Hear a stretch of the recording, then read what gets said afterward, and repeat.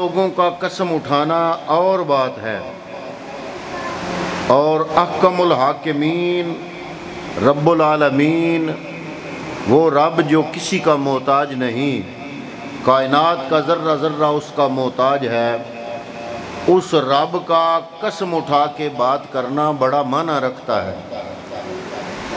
اس کی وجہ یہ ہے کہ ہم تو بعض اوقات لگی لپٹی کے لیے بات کر دیتے ہیں، ہم اپنے حالات سے مجبور ہوتے ہیں تو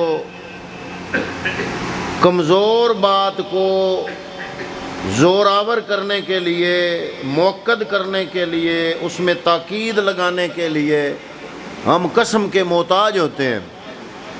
تو قسم کھا کے اگر بات کی جائے ایک دو بندوں کے سامنے وہ توجہ کرتے ہیں، ہم کمزور ہیں، محتاج ہیں۔ اللہ رب العالمین تو نہ کمزور ہے نہ رب کسی کا محتاج ہے، کائنات کا ذرہ ذرہ میرے رب کا محتاج، علی کل شیء قدیر رب العالمین ہے۔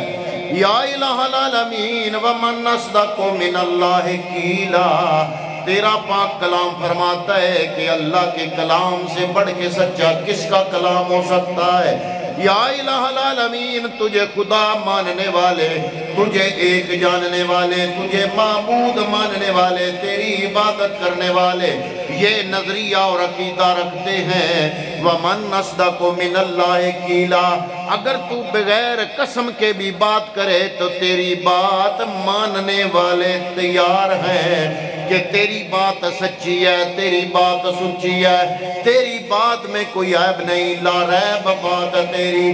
پر یا رب العالمین، جب تیرے ماننے والے تیرے سے سچی بات کوئی بات نہیں مانتے، سب سے سچی بات تیری بات کو مانتے ہیں، تو پھر یا اللہ کیا ضرورت آئی قسم اٹھانے کی؟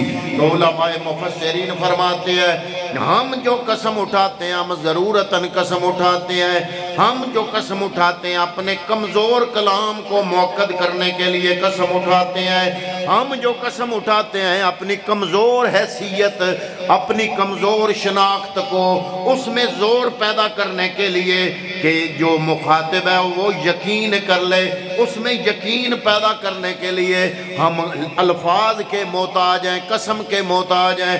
لیکن رب جب قسم اٹھاتا ہے تو اس کا قسم اٹھانا اس بات کی دلیل نہیں کہ وہ زور آور کلام کا محتاج ہے یا اپنے کلام کو موقد کرنے کے لیے کوئی تاکید کے سیغے لگانے کا محتاج ہے۔ ساری کائنات اس کی محتاج، وہ کسی کا محتاج نہیں۔ اگر ساری کائنات بھی اس کی بات کو رد کر دے تو اس کے خزانوں میں کوئی کمی نہیں، اگر ساری کائنات اس کی بات کو تسلیم کر لے تو اس کے خزانوں میں کوئی اضافہ نہیں۔ پھر کیا وجہ ہے کہ رب العالمین قسم اٹھا کے بات فرماتا ہے؟ فرمایا رب جب قسم اٹھاتا ہے تو اس کی وجہ اس کی کمزوری نہیں بلکہ ہم پہ اس رب کی کرم نوازی کی انتہا ہوتی ہے۔ وہ اس لیے قسم اٹھاتا ہے کہ قسم کے بعد آنے والا جو جملہ ہے اس جملے کی طرف ساری کائنات کی توجہ مبذول ہو جائے، اور جب ساری کائنات کی توجہ اس جملے کی طرف مبذول ہو جائے گی ساری کائنات کا اس میں فائدہ ہو جائے گا۔ تو گویا رب بھی جب قسم اٹھاتا ہے اپنے فائدے کے لیے نہیں بلکہ اپنی مخلوق کے فائدے کے لیے قسم اٹھاتا ہے۔ یہاں پر بھی اللہ رب العالمین نے اپنے مخلوق کے فائدے کے لیے قسم اٹھائی، کیا فرمایا؟ فرمایا والعصر، قسم ہے مجھے عصر کی۔ یا الہ العالمین، عصر سے مراد کیا ہے؟ علماء مفسرین فرماتے ہیں اس کے دو معنی ہیں، یا تو عصر سے مراد عصر کا وقت ہے، دیگر کا وقت جس کو ہم پنجابی میں کہتے ہیں، یا عصر کا مطلب ہے زمانہ۔ اللہ رب العالمین زمانے کی قسم اٹھا رہا ہے۔ میں نے ہاتھ جوڑ کے عرض کیا ہے علماء اہل سنت سمجھ نہیں آئی، اگر دو معنی لیے جائیں کہ اللہ تعالیٰ نے عصر کی قسم اٹھائی ہے یا اس کا معنی لیا جائے عصر کا وقت تو پھر بھی سمجھ نہیں آئی کہ سارے وقت اللہ کے ہیں، صبح بھی اللہ کی، زور بھی اللہ کی، عصر بھی اللہ کی، شام بھی اللہ کی، دن بھی اللہ کا، رات بھی اللہ کی۔ اللہ سارے اوقات کا مالک و خالق ہے۔ پھر اللہ تعالیٰ جب تمام اوقات کا خود مالک ہے، پھر عصر کے وقت کی قسم کیوں اٹھائی؟ علماء مفسرین فرماتے ہیں وجہ یہ ہے کہ عصر کا وقت بندہ مومن کے لیے بڑا قیمتی ہوتا ہے۔ میں نے پوچھا جناب کیسے قیمتی ہوتا ہے؟ علماء فرماتے ہیں کہ جب روح نکل رہا ہوتا ہے، بندہ اپنی پوری زندگی اس جہان میں گزار کے، اس جہان کو الوداع کہہ کے اگلے جہان کی طرف جا رہا ہوتا ہے، اس مرنے والے بندے کو سورج ڈوبتا ہوا محسوس ہوتا ہے، عصر کا وقت محسوس ہوتا ہے۔ اگر اس مرنے والے کو عین اس عصر کے وقت کے اندر اگر کلمہ نصیب ہو جائے، اس کی زبان پہ جاری ہو جائے لا الہ الا اللہ محمد الرسول اللہ، تو ادھر تو عصر کا وقت سورج ڈوب رہا ہوتا ہے، ادھر اس کی زبان پہ کلمہ ہوتا ہے، تو وہ مرنے کے وقت جب کلمہ زبان پہ آ جاتا ہے تو وہ بندہ یہ دنیا کی زندگی کامیابی سے یہ پار کر جاتا ہے۔ اور پیغمبر اکرم نے فرمایا کہ جو مرنے کے وقت جس کو کلمہ نصیب ہو گیا اس کی قبر بھی کامیاب ہے، آخرت بھی کامیاب ہے۔ اب مرنے والے کو عصر کا ٹائم جب محسوس ہوتا ہے، اگر عصر کے وقت وہ کامیاب ہو جائے تو صرف عصر ہی کامیاب نہیں بلکہ اس بندے کی قبر بھی کامیاب ہے، اس کی آخرت بھی کامیاب ہے۔ اس لیے چونکہ وہ بڑا نازک وقت ہے، بڑا اہم ترین وقت ہے، ایک بندہ مومن کلمہ پڑھنے والے مسلمان کے لیے وہ وقت جو مرنے والا وقت ہے، روح کے نکلنے والا وقت ہے، وہ عصر کا ٹائم اس کو محسوس ہوتا ہے۔ اگر وہ کامیاب ہو گیا اگلی ساری زندگی کامیاب ہو گئی۔ اس کی اہمیت کو مد نظر رکھتے ہوئے رب نے فرمایا والعصر، مجھ رب کو عصر کے وقت کی قسم۔ دوسرا معنی جو علماء فرماتے ہیں کہ عصر کا معنی زمانہ، اگر عصر کا معنی زمانہ لیا جائے تو پھر بھی وہی سوال کہ یا الہ العالمین سارے زمانے تیرے، حضرت آدم کا زمانہ بھی تیرا، نوح علیہ السلام کا زمانہ بھی تیرا، شیس علیہ السلام کا زمانہ بھی تیرا، ابراہیم و اسماعیل کا زمانہ بھی تیرا، یعقوب و یوسف کا زمانہ بھی تیرا، یا اللہ موسیٰ و عیسیٰ کا زمانہ بھی تیرا، سارے زمانے تیرے۔ والعصر، عصر سے مراد اگر زمانہ لیا جائے مجھے زمانے کی قسم ہے تو یا اللہ یہ کون سے زمانے کی تو نے قسم اٹھائی؟ علماء مفسرین فرماتے ہیں یہ بات سچ ہے کہ سارے زمانے اللہ کی ہے، لیکن اللہ رب العالمین نے یہ ہر زمانے کی قسم نہیں اٹھائی بلکہ خاص زمانے کی قسم اٹھائی۔ اور خاص زمانہ کون سا ہے؟ علماء مفسرین فرماتے ہیں پیغمبر سے پوچھو، نبی اکرم صلی اللہ تعالیٰ علیہ وسلم سے سوال کیا یا رسول اللہ سارے زمانوں سے بیسٹ زمانہ، تمام زمانوں سے اعلیٰ اور افضل زمانہ کون سا ہے؟ کملی والے نے فرمایا خیر القرون قرنی، سارے زمانے اللہ کے زمانے پر سارے زمانوں سے افضل زمانہ میں محمد مصطفیٰ کا زمانہ ہے۔ اب سوال پیدا ہوتا ہے کہ حضور کے زمانے سے مراد کون سا زمانہ؟ علماء محدثین فرماتے ہیں کملی والے کے اس جملے میں یہ راز چھپا ہوا ہے کہ وہ کون سا زمانہ ہے۔ فرمایا پیغمبر اکرم نے خیر القرون قرنی، سارے زمانوں سے افضل اور اعلیٰ میرا زمانہ۔ اور علماء محدثین فرماتے ہیں قرنی ایک لفظ ہے، اس میں 5 حرف ہیں، 4 حرف ہیں اس میں، ایک ہے کاف، ایک ہے را، ایک ہے نون، ایک ہے یا۔ فرمایا قرنی کے اندر 4 حرف ہیں۔ علماء فرماتے ہیں پیغمبر اکرم نے فرمایا سب سے بہترین زمانہ خیر القرون قرنی میرا زمانہ، قرنی میرا زمانہ، قرنی میرا زمانہ۔ محدثین سے پوچھا یہ قرنی کیا ہے، یہ کون سا زمانہ ہے؟ تو علماء محدثین فرماتے ہیں قرنی کا لفظ بتا رہا ہے، قرنی کا لفظ بتا رہا ہے کہ یا تو پیغمبر کا زمانہ یا پیغمبر سے ملا ہوا۔ کرنی کے لفظ کا پہلا حرف کاف ہے اور کاف صدیق کے نام کا آخری حرف ہے، اور کرنی کا 2 نقطوں والا کاف بتا رہا ہے کہ نبی کے ساتھ ملا ہوا زمانہ ابو بکر صدیق والا زمانہ۔ کرنی کے اندر دوسرا حرف ہے را۔ علماء محدثین فرماتے ہیں یہ را بتا رہا ہے عمر کے لفظ کا آخری حرف ہے را۔ یہ جو دوسرا زمانہ مصطفیٰ کریم کے زمانے سے ملا ہوا ہے یہ عمر فاروق کا زمانہ ہے، اور حضرات محترم کرنی تیسرا جو حرف ہے وہ ہے نون۔ علماء محدثین سے پوچھا یہ نون سے کیا مراد ہے؟ علماء فرماتے ہیں زمانہ تو مصطفیٰ کا ہی ہے، لیکن اس سے ملا ہوا کاف بتا رہا ہے ابو بکر کا بھی ساتھ ہے، اور را بتا رہا ہے عمر کا زمانہ بھی ساتھ ہے، اور نون کرنی کا نون بتا رہا ہے عثمان نام کا آخری حرف نون ہے، یعنی حضرت عثمان ذو النورین کا زمانہ بھی کرنی زمانے کے اندر شامل ہے۔ اب علماء محدثین سے پوچھا جناب کرنی میرا زمانہ اس سے مراد کیا ہے؟ علماء فرماتے ہیں کہ پہلا زمانہ کاف 2 نقطوں والا ابو بکر والا زمانہ، را بتا رہی ہے عمر والا زمانہ، نون بتا رہا ہے عثمان والا زمانہ، اور کرنی کا آخری حرف ہے چھوٹی یہ بتا رہی ہے کہ علی کے لفظ کا آخری حرف ہے یا، اور یہ کرنی کا آخری حرف یا بتا رہا ہے کہ حضور کے زمانے میں مولا کائنات مولا علی کا زمانہ بھی شامل ہے۔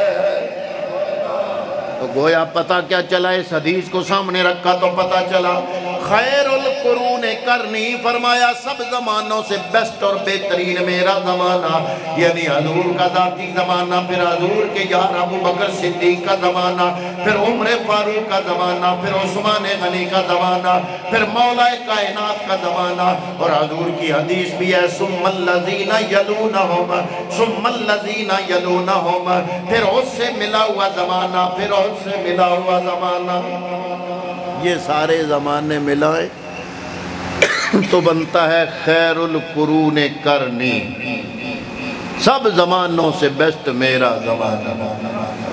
اور اللہ رب العالمین نے فرمایا والعصر، زمانے تو بے شمار ہیں، نوح علیہ السلام کے زمانے کا خالق بھی میں خدا، آدم علیہ السلام کے زمانے کا خالق بھی میں خدا، ابراہیم و اسماعیل کے زمانے کا خالق بھی میں خدا، لیکن والعصر اے محبوب مجھ رب کو تیرے زمانے کی قسم ہے۔ نعرہ تکبیر، اللہ، نعرہ رسالت، نعرہ حیدری، نعرہ تحقیق، عظمت و شان مصطفیٰ، لوگی میریاں قسماں کھان دے تے میں تیریاں قسماں کھانا، اے میرے محبوب لوگ مجھ خدا کی قسمیں اٹھاتے ہیں، اور جب میں بات کرتا ہوں یا تیرے زمانے کی قسم اٹھا کے کرتا ہوں، لا اقسم بہذا البلد وانت حل بہذا البلد، یا اس شہر مکہ کی گلیوں کی دھرتی کی قسم اٹھاتا ہوں، اور اس لیے اٹھاتا ہوں کہ اس مکے کی گلیوں نے میرے محبوب کے قدموں کی تلیوں کو بوسے دیے ہوئے ہیں۔ اے میرے محبوب لوگ کی میری قسمیں اٹھاتے ہیں، میں کبھی تیرے زمانے کی قسم اٹھاتا ہوں، کبھی تیرے شہر کی قسم اٹھاتا ہوں، کبھی واللیل تیری زلفوں کی قسم اٹھاتا ہوں، کبھی والضحیٰ تیرے سونے مکھڑے کی قسم اٹھاتا ہوں، بلکہ اللہ کا قرآن اس بات پہ گواہ ہے، رب کے قرآن نے فرمایا اے میرے محبوب تیرے آنے سے پہلے یہ تیرے منکر، یہ کفار مکہ ان سے پوچھو یہ جو نام لے کے مجھ رب کی بارگاہ میں دعائیں کیا کرتے تھے، میں ان کی دعاؤں کو قبول کیا کرتا تھا، تیرے آنے سے پہلے تیرا نام لے کر یہ کافر مجھ سے دعائیں کرتے تھے، میں تیرے صدقے ان کی دعاؤں کو قبول کرتا تھا۔ اب جب وہ نبی آ گیا تو یہ حسد کے مارے مان نہیں رہے، تو گویا قرآن کی یہ آیت بتا رہی ہے کہ ہم رہ گئے، ہم تو پھر بھی نام لے وائیں، میرے نبی کے نام کو کا واسطہ دے کر کفار مکہ بھی رب کی بارگاہ میں دعائیں کرتے تھے۔ فرمایا والعصر یا محبوب مجھ رب کو تیرے زمانے کی قسم۔ یا اللہ فرمانا کیا چاہتا؟ فرمایا ان الانسان لفی خسر، فرمایا انسان گھاٹے میں ہے۔ رب نے قسم اٹھائی، اے محبوب مجھے تیرے زمانے کی قسم۔ یا اللہ فرمانا کیا چاہتا ہے؟ فرمایا ان الانسان لفی خسر، بے شک انسان گھاٹے میں ہے۔ یا اللہ تو فرما رہا ہے انسان گھاٹے میں۔ میں آج تک جتنے انسانوں سے ملا ہوں کوئی بھی مانتا نہیں، سارے کہتے ہیں کہ میں بڑے فائدے میں ہوں، ہر بندہ کہتا ہے۔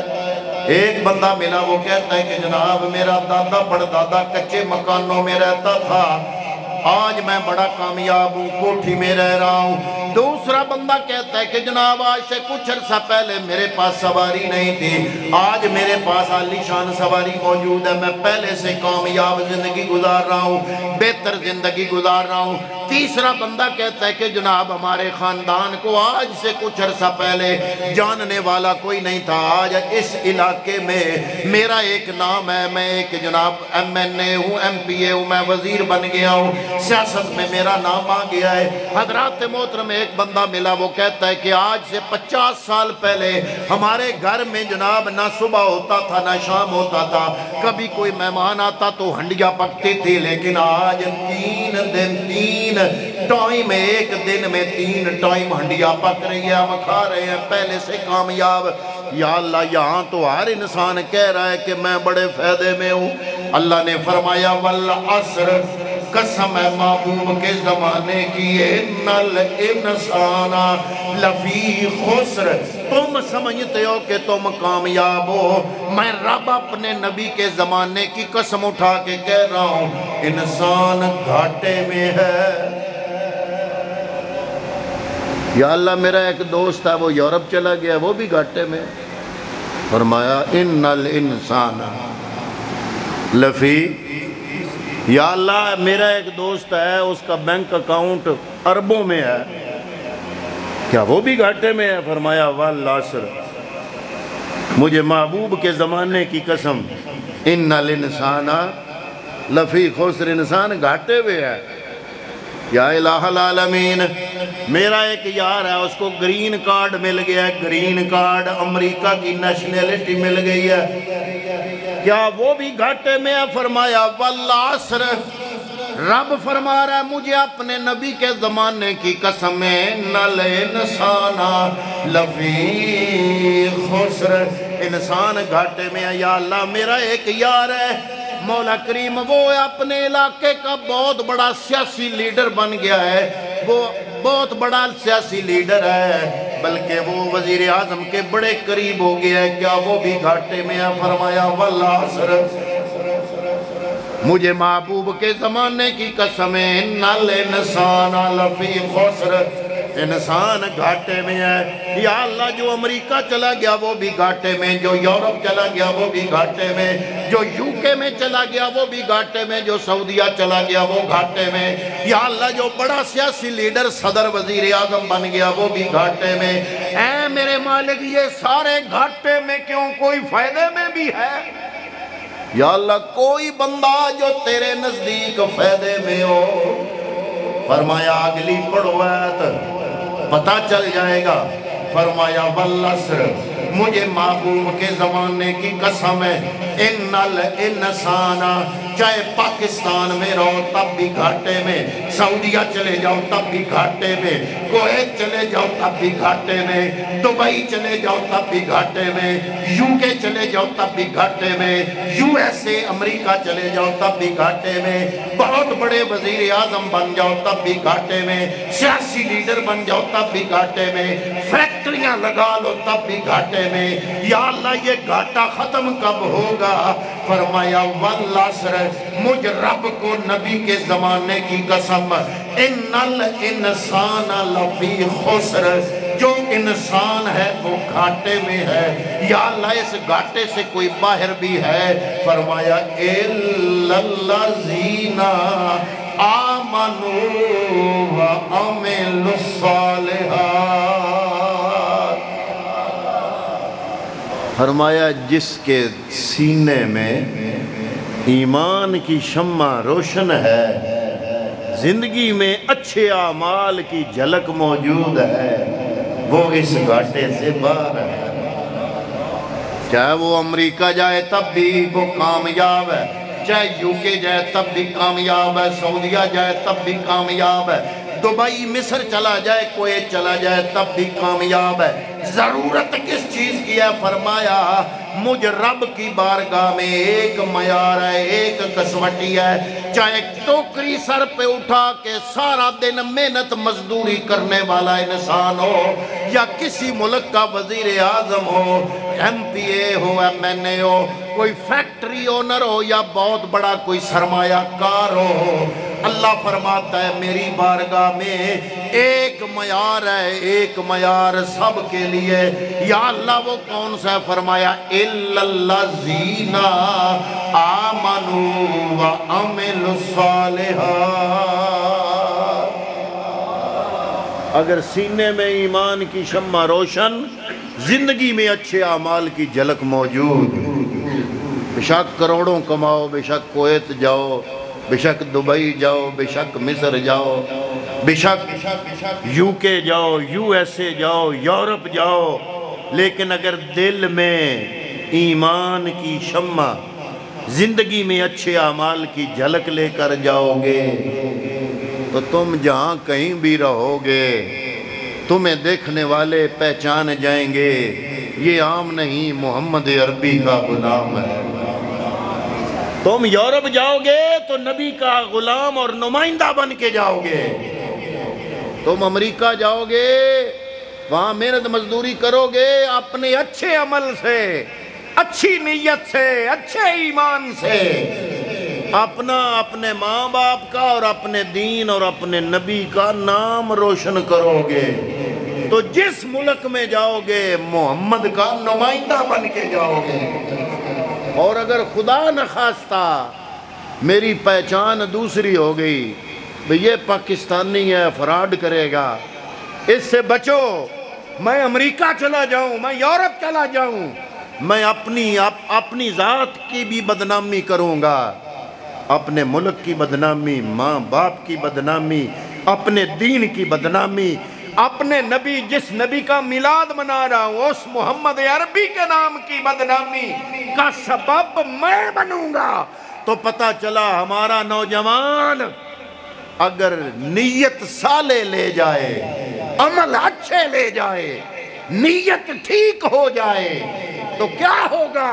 وہاں مغربی تہذیبوں میں جائے گا، وہ لوگ ان کو پتہ ہوگا یہ مسلمان ہے، یہ جھوٹ نہیں بولے گا، یہ مسلمان ہے، یہ فراڈ نہیں کرے گا، یہ مسلمان ہے، یہ خیانت نہیں کرے گا، یہ مسلمان ہے، یہ کسی کے حق میں ڈاکہ نہیں ڈالے گا۔ جب میرا عمل ایسا ہو جائے گا تو اس سے کیا ہوگا؟ اچھے اعمال کی جھلک ہوگی تو کیا ہوگا؟ والعصر ان الانسان لفی خسر، نہ صرف میں کامیاب، میرے ماں باپ کا نام روشن، میرے دین کا نام روشن، میرے نبی کا نام روشن۔ دعا کریں ہم بحیثیت قوم مسلمان پہلے مسلمان بنیں، پھر ان ملکوں میں جائیں۔ ہمارا جانا ہمارے لیے بھی برکت ہے، صرف روزی کا سبب نہیں، ہمارے دین کے لیے برکت بن جائے، ہمارے اسلام کے لیے برکت بن جائے، ہماری قوم کی اچھی پہچان بن جائے۔ آج افسوس سے کہنا پڑتا ہے پوری دنیا میں حاجی جتنے بھی گئے سب سے زیادہ تعداد پاکستان سے ہے۔ حاجی سب سے زیادہ پاکستان سے گئے، اور بے ایمانی میں سب سے گیا گزرا ملک اگر پوری دنیا میں کوئی ہے بے ایمانی میں ٹاپ آف دی لسٹ، وہ بھی پاکستان ہے۔ میں اگر ایز اے مسلمان جائزہ لوں اپنا، تو کیا یہ میرے ملک کی اور میرے دین کی بدنامی نہیں ہے؟ بدنامی کیوں ہوئی؟ اس لیے میرا عمل نہیں رہا۔ آج اچھا مسلمان بننے کے لیے معلومات کی ضرورت نہیں، عمل کی ضرورت ہے۔ معلومات تو بے شمار ہو گئی، علم تو بہت زیادہ ہو گیا۔